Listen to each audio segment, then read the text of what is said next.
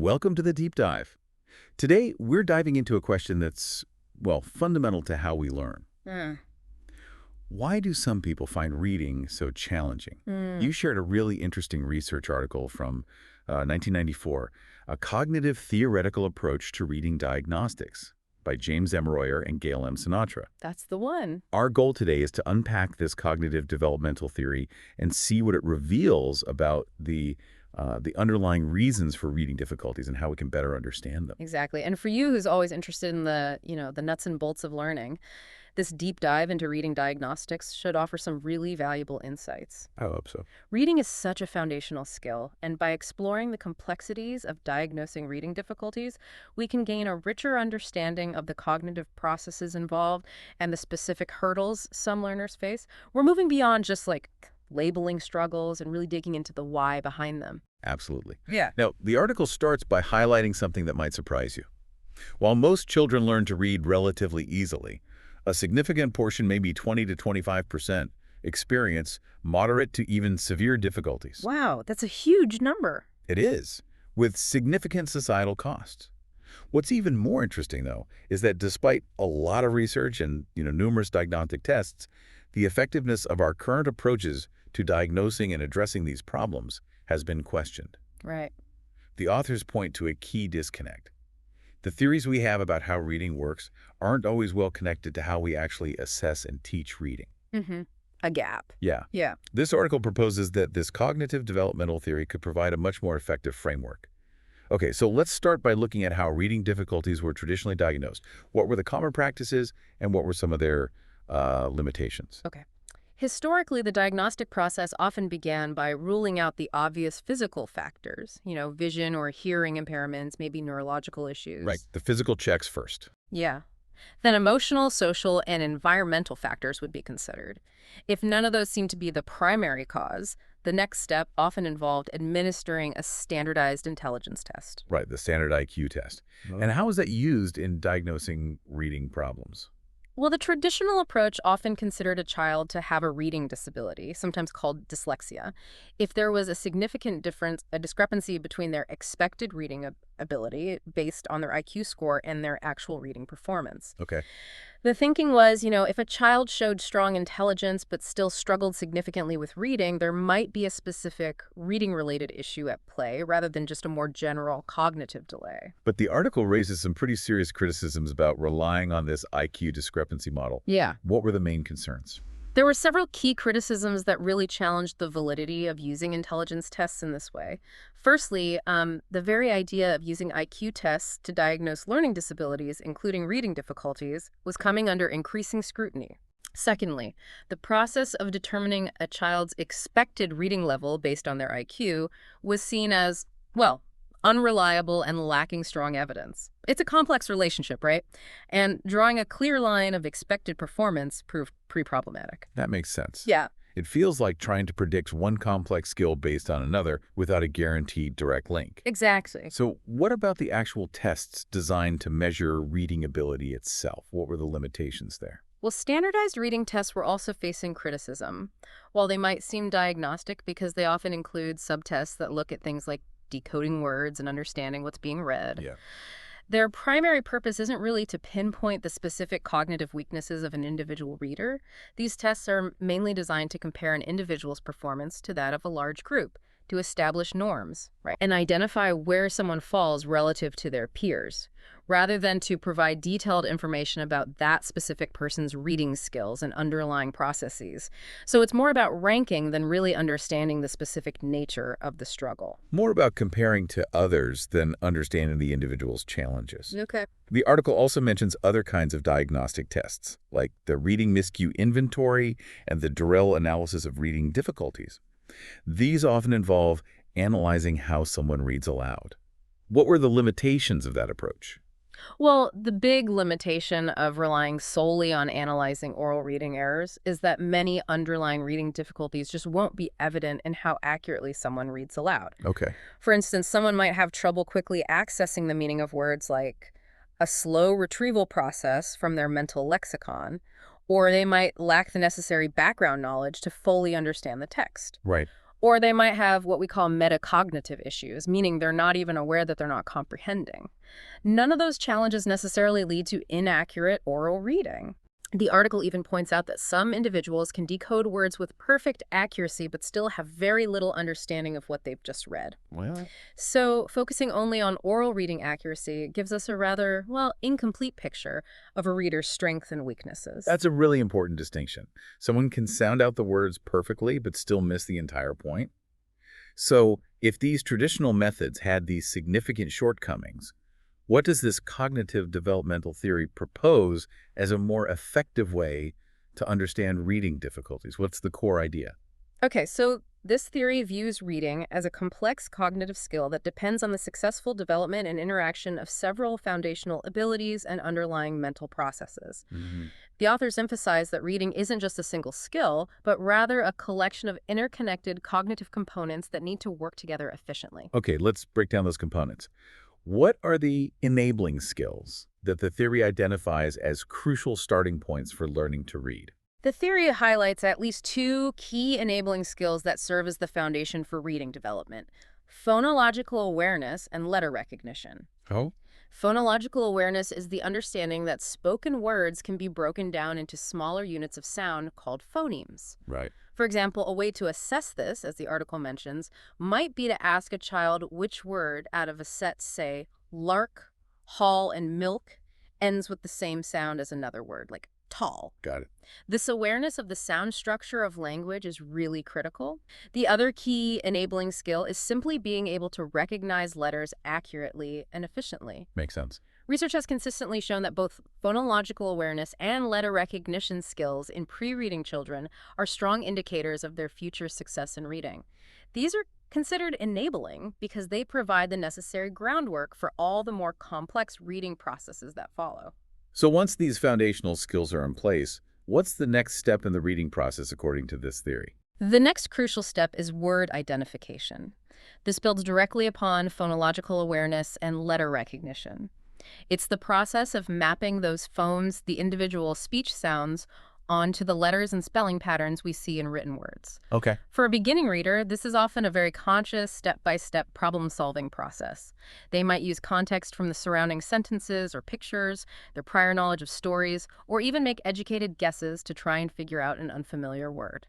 The article mentions working memory playing a significant role in this initial stage.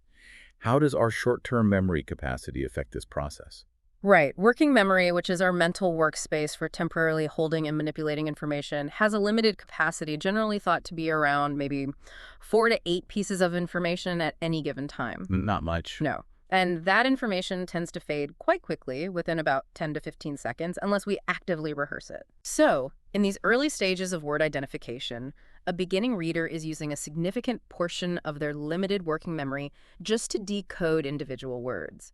They're consciously sounding out letters, trying to blend sounds, and accessing any partial word knowledge they have. Right. This makes it a very effortful and what's often referred to as a top-down process, where they're heavily relying on those conscious strategies and their existing knowledge to compensate for less automatic decoding skills. But this way of identifying words changes as a reader gains more experience, doesn't it? It Yeah. becomes more automatic. Absolutely. Yeah. As a reader encounters words more frequently, the recognition of those common words gradually becomes a much more automatic, bottom-up, or data-driven process. Okay. They no longer have to consciously sound out each letter or rely heavily on context. Just seeing the word on the page almost instantly triggers recognition.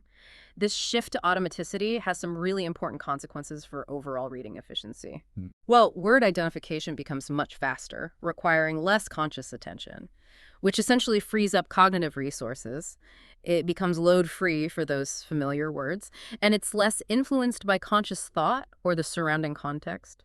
The article even uses the term encapsulated to describe this more automatic processing. Encapsulated, meaning it's a skill that can run more or less on autopilot without needing a lot of conscious control or other cognitive resources. Precisely. However, it's important to note that this complete encapsulation doesn't happen for every single word, even for skilled readers. Right. Developing readers will have a mix of words they recognize automatically and others they still need to consciously decode.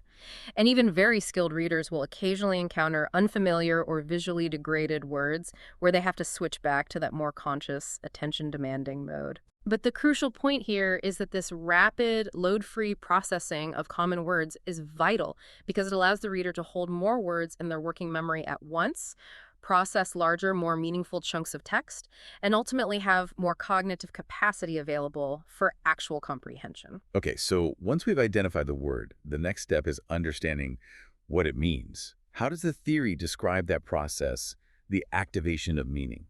Skilled readers automatically activate the meanings of words almost immediately upon recognizing them.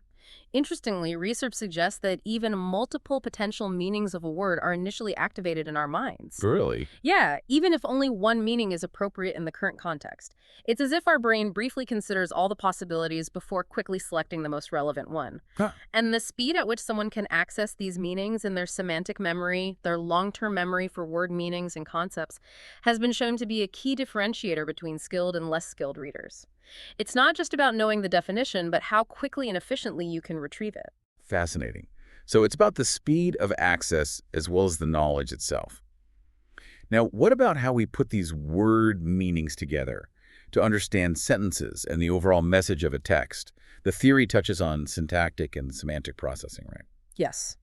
When it comes to syntax, which is the grammatical structure of sentences, the theory generally aligns with the view that this is often a largely automatic process, developed through our extensive experience with spoken language from a very young age. Okay. Because most children without specific language impairments have a pretty good intuitive grasp of sentence structure by the time they start learning to read. It's generally not considered a primary source of reading difficulty.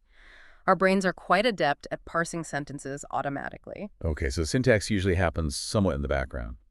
What about semantic processing, the actual construction of meaning and understanding of the text as a whole? Semantic processing is where things become more actively constructive. This involves actively building a mental model of the text by connecting the information we're currently reading with our existing prior knowledge, Hmm. making both automatic and conscious inferences to link different parts of the text together, and relating what we're reading to other relevant information stored in our long-term memory. It also crucially involves metacognitive awareness, being aware of whether or not we are actually understanding what we're reading Right, that word. and using different reading strategies depending on the type of text and our purpose for reading. It's a much more dynamic and interactive process than simply decoding words and knowing their individual meanings. So it's not just passively receiving information, but actively building understanding. The theory also really emphasizes the importance of prior knowledge and those metacognitive skills we mentioned earlier, doesn't it?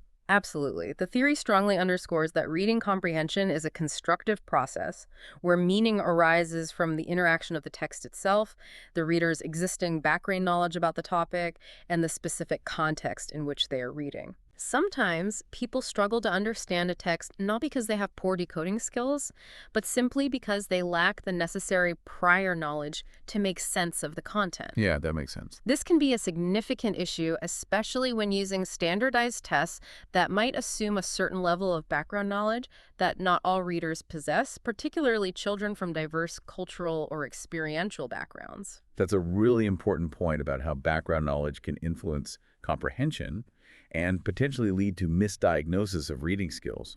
And what about those metacognitive skills? How do they contribute to successful reading comprehension? Metacognitive skills, which, as we discussed, are essentially our awareness of our own thinking and learning processes and our ability to regulate them, are absolutely vital for effective comprehension. Hmm. This includes knowing about our own cognitive strengths and weaknesses as readers, being able to actively monitor our understanding as we read, planning our reading strategies before we even start, and adapting those strategies when we realize we're not comprehending the text. Yeah. If readers aren't actively monitoring their understanding or aren't using their cognitive resources efficiently, even if they have good underlying processing skills like word recognition, their overall comprehension can really suffer. They might just keep reading without realizing they're not grasping the meaning. Okay, so we've got this comprehensive framework of enabling skills, followed by these layered processes of word identification, meaning activation, and then the higher level syntactic and semantic processing, all significantly influenced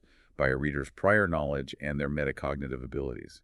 How does this theory then suggest we should approach the diagnosis of reading problems? What are the implications for how we assess someone who is struggling?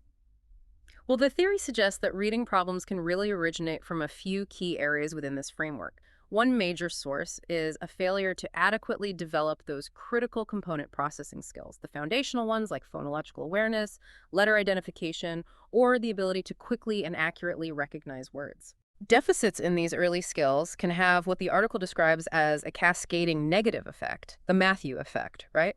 Where those who are already strong readers tend to get even stronger because they read more and gain more practice, while those who struggle fall further behind due to less reading engagement and fewer opportunities for development. Right, the rich get richer. Exactly. Crucially, the theory emphasizes that it's not just about identifying words accurately, but also doing so rapidly and with minimal cognitive effort. A lack of automaticity in word recognition slows down the entire reading process, burdens the limited capacity of working memory, and consequently leaves less cognitive capacity available for actual comprehension. That makes sense. This really highlights the importance of early detection of these foundational skill deficits and targeted interventions to address them, as well as the need to assess both the speed and accuracy of word identification. So it's not just can they read the word, but also how efficiently and automatically can they read the word? What are the other potential origins of reading problems that this theory points us towards in diagnosis? Another key area that the theory highlights is inadequate prior knowledge. As we touched on earlier, even if someone possesses strong basic reading skills, if they lack the necessary background knowledge to understand a particular text, their comprehension will inevitably suffer. Right. This is where standardized tests, which might assume a certain level of background knowledge, could potentially misdiagnose a deficit in reading skill when the real issue is a gap in relevant background knowledge. Hmm. This is particularly important to keep in mind when assessing children from diverse backgrounds who might not share the same cultural or experiential knowledge assumed by some assessments. We need to be careful not to mistake a lack of background knowledge for a lack of reading ability. That's a really crucial point about the potential for misdiagnosis if we don't consider prior knowledge. And what's the third area that the theory suggests we should look at when diagnosing reading difficulties? The third significant category is inadequacies in metacognitive and strategic processing. Someone might have relatively good decoding skills and sufficient background knowledge for a text, but if they're not good at monitoring their own comprehension, Yeah. they don't realize when they're not understanding, or if they're not aware of effective reading strategies, or if they can't adapt their reading approach to different types of text or different reading purposes, their comprehension will be impaired. Okay. The encouraging aspect here is that research has shown that explicitly teaching readers about effective reading strategies and how to monitor their understanding can lead to significant improvements in comprehension. So, diagnosis should also look at these self-regulatory skills. So the theory really paints a picture of interconnected skills where a weakness in one area can have a ripple effect on others. This suggests that simply trying to improve one isolated skill might not be enough to solve the broader reading problem. Right. Exactly. The article emphasizes this interconnectedness. For example, improving a lower-level deficit, like the speed of word recognition, might indeed remove a bottleneck and then allow higher-level comprehension skills to develop more fully. Okay. But those higher-level skills still need to be explicitly taught and nurtured. Conversely, directly training higher-level comprehension strategies might not be very effective if someone is still struggling significantly with basic word identification. Right. This really suggests that diagnosis and instruction should be an ongoing, iterative process. We need to identify the most fundamental deficit that's hindering progress, work on addressing that, and then continuously reassess to see what other challenges remain. Mm. The article also makes the point that there isn't necessarily just one single best way to address a deficient skill. Yeah. Various instructional methods can be used, and their effectiveness should be constantly evaluated for each individual learner. This sounds like a much more individualized and comprehensive approach to understanding and addressing reading difficulties than the more traditional methods we discussed at the beginning. So based on this cognitive developmental theory, what would the authors say are the key criteria for a truly successful diagnostic procedure? What qualities should it have? The authors lay out 4 key success criteria for a diagnostic procedure that is truly grounded in cognitive developmental theory. First and foremost, it must provide assessments that are both reliable, meaning they consistently measure the same thing over time, and valid, meaning they are actually measuring the specific cognitive skills and processes they intend to measure. Reliability and validity, crucial. Absolutely. Second, the patterns of performance that we see on the diagnostic system should align with the predictions and principles of the cognitive developmental theory itself. We should be able to interpret the results in a way that makes sense within the theoretical framework. Third, the procedures must provide us with specific and detailed information about the precise nature of the reading difficulty that a student is experiencing. It shouldn't just tell us that someone is a poor reader, but pinpoint which underlying skills are weak. Get specific. Right. And finally, and perhaps most importantly from a practical perspective, the diagnoses provided by the system must lead to effective prescriptive procedures, in other words, targeted interventions that demonstrably alleviate the student's reading problems and improve their reading abilities. Those all sound like really important and necessary goals for any diagnostic system. Yeah. The article then goes on to discuss a specific system that was developed based on this very theory, right? The Computer-Based Academic Assessment System, or CAS. Yes, the Computer-Based Academic Assessment System, or CAS, was developed at the University of Massachusetts Amherst with the explicit aim of assessing those component processing skills in both reading and math that are highlighted by cognitive developmental theory. The goal was not just to diagnose difficulties, but also to provide information that could be used to guide effective remedial strategies. It really embodies many of the key elements of the theoretical framework we've been discussing. So what are the main components of this CAS system? What kinds of tasks does it utilize to assess these different cognitive skills? Okay, so CS includes comprehension tests that use a technique called the sentence verification technique, or SVT, for both listening and reading comprehension. These tests use parallel versions of text from the same sources. Okay, SVT. Yeah. The SVT is designed to specifically assess comprehension skills in isolation, trying to minimize the influence of general intelligence as it might be measured by traditional reading tests. Not interesting. This helps researchers and educators determine if a student's comprehension problems are specific to reading, meaning they understand when they hear the information but struggle when they read it, versus indicating more general cognitive or prior knowledge deficits where they might struggle with understanding regardless of the modality. That sounds like a really insightful way to isolate reading-specific comprehension issues. Yeah. What other kinds of computer-administered tasks are part of the CAS battery?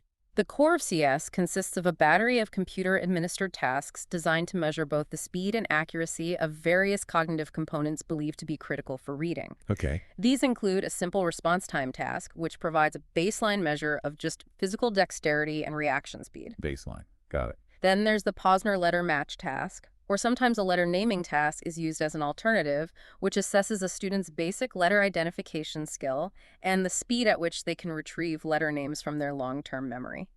They also include word naming and pseudo-word naming tasks, where the computer measures the time it takes a student to say aloud real words and pronounceable but non-real words, pseudo-words. Okay, real and fake words. Exactly. Word naming provides an index of a student's overall word identification skill, while pseudo-word naming is specifically designed to measure their phonological recoding ability, their ability to apply letter-sound rules to decode unfamiliar words. I see. The system also includes a category match task, which assesses the speed at which a student can access semantic memory and make connections between concepts. Semantic access speed. Yeah. And finally, they have variations of closed tasks, which are fill-in-the-blank exercises designed to measure the application of both syntactic knowledge, or grammatical correctness, and semantic knowledge, or meaningful correctness in completing sentences. That's a very comprehensive set of tasks, really targeting different aspects of the reading process, as outlined by the cognitive developmental theory. The article then goes on to describe research that was conducted to evaluate the diagnostic potential of this CA system, right? Yes, the article highlights a couple of key research studies.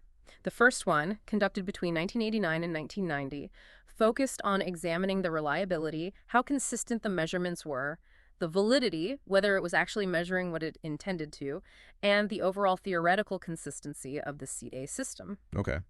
In this study, they administered the SVT and the computer-based tasks to 112 students in grades 2 through 5 initially, and then followed up with 59 of those students a year later, re-administering the computer tasks to see how stable the measures were over time. And what were the findings regarding the reliability of CAs? Were the measures consistent and dependable?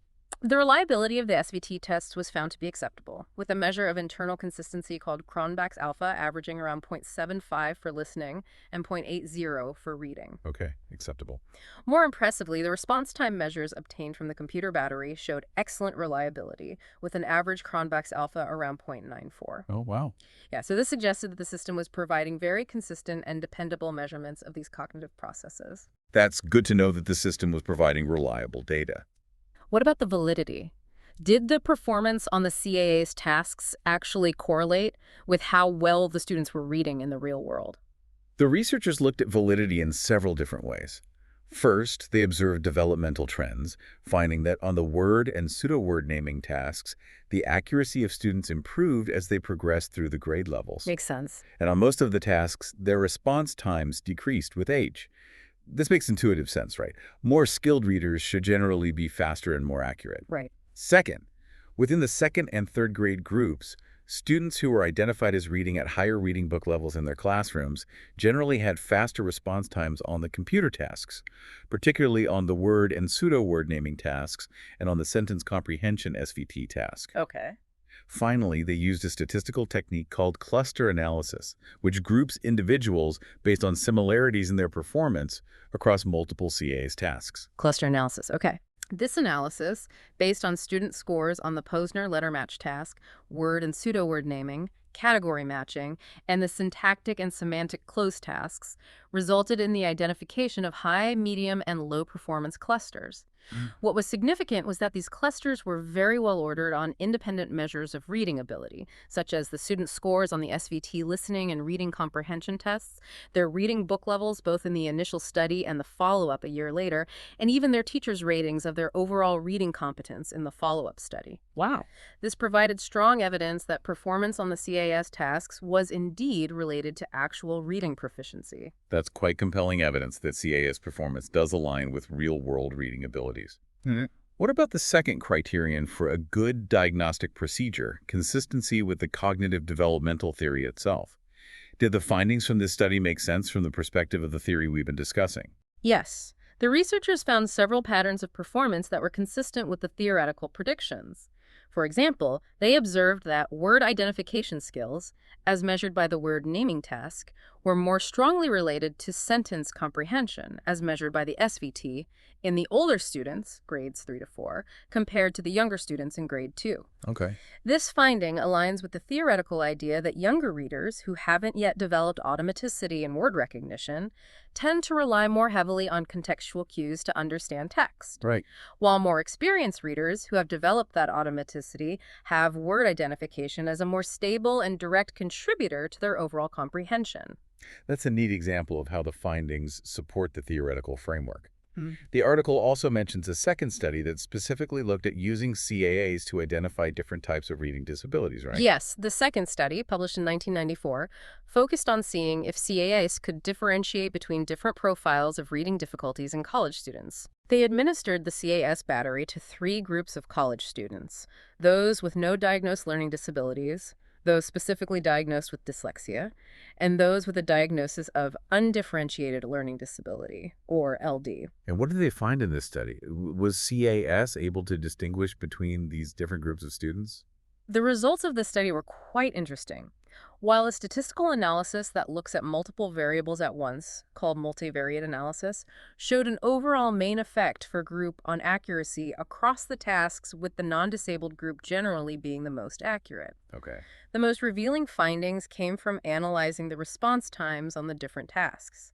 They found a significant interaction between the diagnostic group and the type of task. An interaction effect. Yeah. When they converted the individual response times into percentile scores relative to the performance of the non-disabled students, distinct patterns emerged. The learning disabled group showed a consistent slowness across all the tasks in the battery. Across the board. Yeah, even the simple response time task that didn't involve any reading, suggesting a more generalized cognitive processing slowness. Hmm. However, the dyslexic group, while generally performing better than the learning disabled group on most of the tasks, showed significant and specific deficits in both word moving and pseudo word naming. Specifically those two. Specifically, their performance on these tasks was well below the 10th percentile compared to the non-disabled students, indicating a particular and significant struggle with the speed and efficiency of word identification and the underlying phonological processing skills. Wow, that's a really clear and important distinction. It sounds like CACE was able to pinpoint a specific weakness in your phonological processing in the dyslexic group, which is, a core characteristic often associated with dyslexia, Exact. while the other learning disabled group showed a more general pattern of slower processing. Yeah. This really speaks to the system's potential for providing specific diagnostic information. It really does. What about that fourth criterion leading to effective interventions?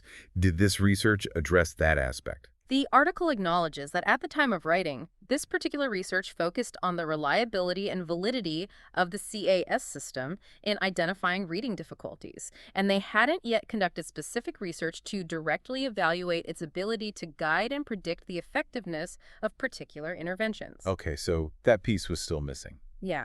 But they do discuss how the detailed information provided by CS, such as identifying specific weaknesses in phonological processing or word recognition speed, could logically inform the development of targeted instructional strategies. Mm. For example, the consistent finding that students with reading difficulties often show poorer word identification skills strongly suggests that interventions specifically focused on improving the speed and accuracy of word recognition could be particularly beneficial for these individuals. Makes sense. They even mention potential instructional approaches like decoding by analogy and the possible use of computer-based gaming activities designed to enhance these foundational word recognition skills. So, while the research presented in this article didn't directly test the effectiveness of interventions based on CIS diagnoses, it certainly laid a strong foundation for future research in that critical area. Absolutely. The detailed diagnostic profiles that CIS can provide seem like a promising starting point for tailoring instruction. Exactly. The authors emphasize that future research should definitely explore how to best translate these detailed diagnostic insights into practical and effective instructional strategies, and how to continuously assess the impact of those interventions on improving students' reading abilities. Right. They also suggest the importance of further investigating how to effectively assess and support prior knowledge and metacognitive skills within this comprehensive framework. Okay, let's take a moment to summarize the key insights from our deep dive into this cognitive theoretical approach to reading diagnostics and the CIS system. What are the main takeaways?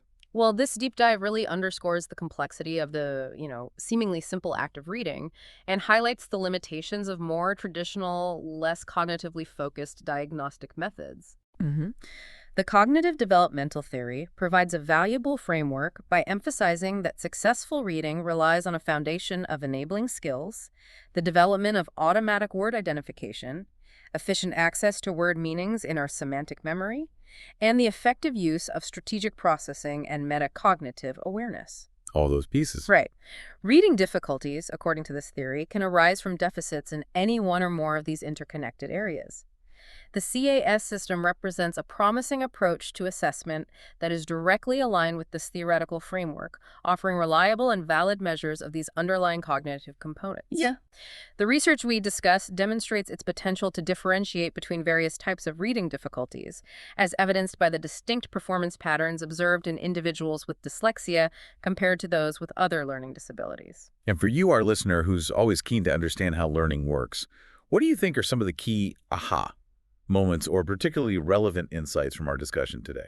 Hopefully, you've gained a deeper appreciation for the intricate cognitive architecture that underlies something we often take for granted, the ability to read. Yeah, definitely. The idea that seemingly straightforward reading skills are actually built upon multiple layers of interacting component skills, and how a bottleneck in even one of those areas can have significant and far-reaching consequences for a reader's overall proficiency is, I think, a key takeaway. Absolutely. And the CAA system provides a tangible example of how technology can be leveraged to more precisely measure these underlying cognitive processes and potentially lead to more targeted and ultimately more effective support for individuals who are struggling with reading.